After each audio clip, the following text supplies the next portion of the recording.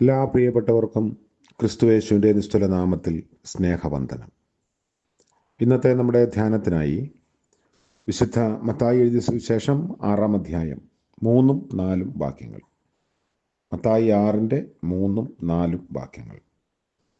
നീയോ ഭിക്ഷ കൊടുക്കുമ്പോൾ നിന്റെ ഭിക്ഷ രഹസ്യത്തിലായിരിക്കേണ്ടതിന് വലങ്കൈ ചെയ്യുന്നത് എന്ത് എന്ന് ഇടങ്കൈ അറിയരുത്.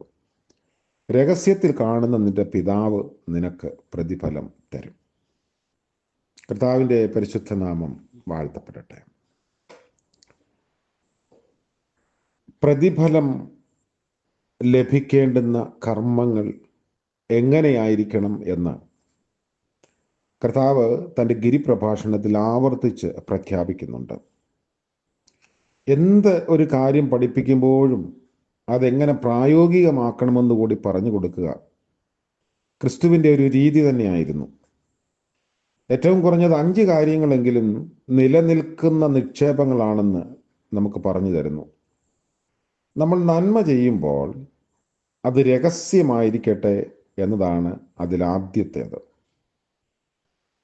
മറ്റുള്ളവരെ കാണിക്കാൻ വേണ്ടി അവരുടെ മുൻപിൽ വെച്ച് നിങ്ങളുടെ സത്കർമ്മങ്ങൾ അനുഷ്ഠിക്കാതിരിക്കാൻ സൂക്ഷിച്ചോളുവിൻ. അല്ലെങ്കിൽ നിങ്ങളുടെ സ്വർഗസ്ഥനായ പിതാവെങ്കിൽ നിങ്ങൾക്ക് പ്രതിഫലമില്ല എന്ന് 6-ാം അധ്യായം 1-ാം വാക്യത്തിൽ പറയുന്നു. പ്രാർത്ഥിക്കുന്നതും ഉപവസിക്കുന്നതും ദാനം ചെയ്യുന്നതും ദൈവവും നമ്മളും മാത്രം അറിയേണ്ട കാര്യമാണെന്ന് കർത്താവ് പഠിപ്പിക്കുകയാണ്. പ്രാർത്ഥിക്കുമ്പോൾ കതകടച്ചും ഉപവസിക്കുമ്പോൾ പ്രസന്നതയോടെയും ദാനം ചെയ്യുമ്പോൾ ഇടത് കൈ പോലും അറിയാതെയും വേണം. അപ്പോൾ രഹസ്യങ്ങൾ അറിയുന്ന പിതാവ് നിനക്ക് പ്രതിഫലം തരും. ഹൃദയത്തിൽ ശുദ്ധിയോ നന്മയോ സ്നേഹമോ ഇല്ലാതെ തന്നെ ആർക്കും അനുഷ്ഠിക്കാവുന്ന കാര്യങ്ങളായതുകൊണ്ടാവാം അവ രഹസ്യത്തിലായിരിക്കണമെന്ന് ഈ ഒരു നിർദ്ദേശം കർത്താവ് നൽകുന്നത്. ഉള്ളിലെ ഏത് ഹീനതയും മറച്ചു പിടിക്കാനുള്ള ഉപാധിയായി ഇതൊക്കെ തരം താഴാൻ എളുപ്പമാണ്. അതുവഴി അയാൾ ചുറ്റിലുമുള്ളവരെ കബളിപ്പിക്കുക മാത്രമല്ല അർഹതയില്ലാത്ത ആദരവും നേടിയെടുക്കുന്നുണ്ട്.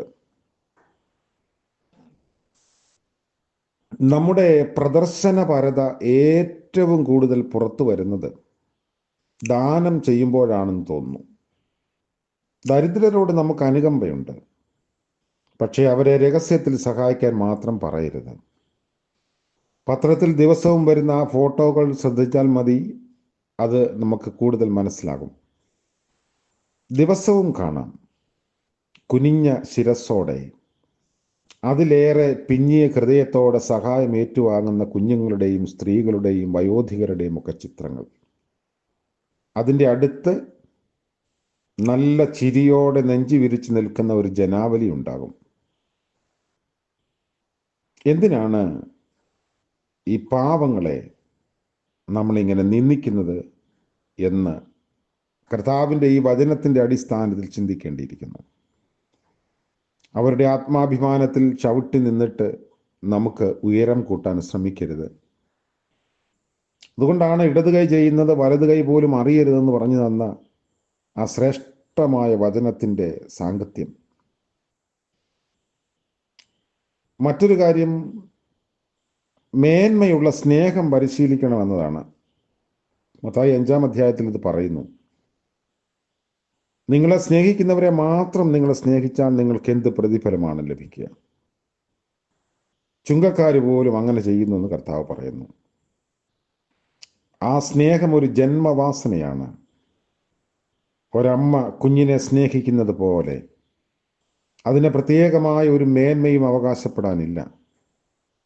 എങ്കിലും അത് തന്നെയാണ് എല്ലാവരും ചെയ്തുകൊണ്ടിരിക്കുന്നത്. സ്നേഹിക്കുന്നവരെ സ്നേഹിക്കുക.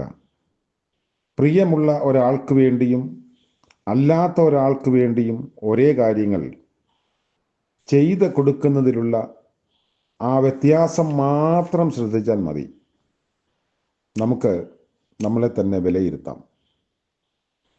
നമ്മുടെ കർത്താവ് പഠിപ്പിക്കുന്ന ഈ പാഠങ്ങൾ മാനവരാശിയുടെ ചരിത്രത്തിലെ ഏറ്റവും നന്മയുള്ള പാഠങ്ങളാണ്.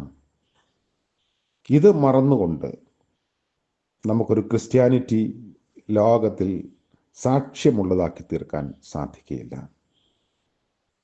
നമുക്കങ്ങനെ പരിശീലിക്കാം.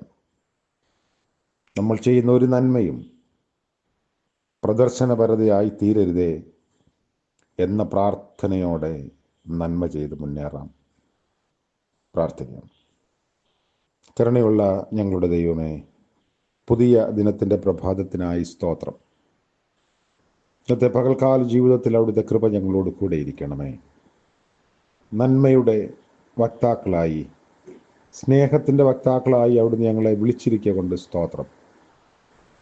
മറ്റുള്ളവരെ കരുണയോടും കനിവോടും കാണുന്നതിനും അത് രഹസ്യത്തിൽ കാണുന്ന പിതാവിൻ്റെ അടുത്ത് നീതിയുള്ളതായിരിക്കാനും സഹായിക്കണമേ. ഇന്ന് പ്രഭാതം മുതൽ പ്രദോഷം വരെയും അടിയങ്ങളുടെ സകല ആവശ്യങ്ങളെയും അവിടുന്ന് അറിഞ്ഞ് ആലോചന നൽകി വഴി നടത്തണമേ. ഇന്ന് ജന്മദിനം ആഘോഷിക്കുന്ന പ്രിയപ്പെട്ടവരെയും വിവാഹ വാർഷികം ആഘോഷിക്കുന്നവരെയും ഓർത്ത് പ്രാർത്ഥിക്കുന്നു. പിന്നിട്ട ജീവിത വഴിത്താരകളിൽ ലഭിച്ച ദൈവകൃപയെ ഓർത്ത് പ്രതീക്ഷയോടും നന്ദിയോടും പുതിയ വർഷത്തിലേക്ക് പ്രവേശിപ്പാൻ സഹായിക്കണമേ. യേശു മശിഹ മൂലം പ്രാർത്ഥിക്കുന്നു, ദയവോടെ കേൾക്കുമാറാകണമേ. ആമേൻ. ത്രിയേക ദൈവത്തിൻ്റെ അനുഗ്രഹവും ആലോചനയും നാമേവരോടും കൂടെ ഇന്നും എന്നേക്കും ഉണ്ടായിരിക്കുമാറാകട്ടെ. ആമേൻ.